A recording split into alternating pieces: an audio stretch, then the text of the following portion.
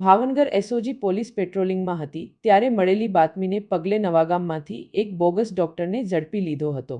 SOG પોલીસે નવાગામમાં ગેરકાયદેસર રીતે પ્રેક્ટિસ કરતા સુનિલભાઈ ભરતભાઈ રાઠોડ સોડવદરા ગામના રહેવાસી બોગસ ડોક્ટરને દવાઓ અને મેડિકલના સાધનો સાથે કુલ 5321ના મુદ્દામાલ સાથે ઝડપીને વરતેજ પોલીસ સ્ટેશનમાં ધોરણસર ગુનો નોંધાવી આગળની કાર્યવાહી સોંપી હતી।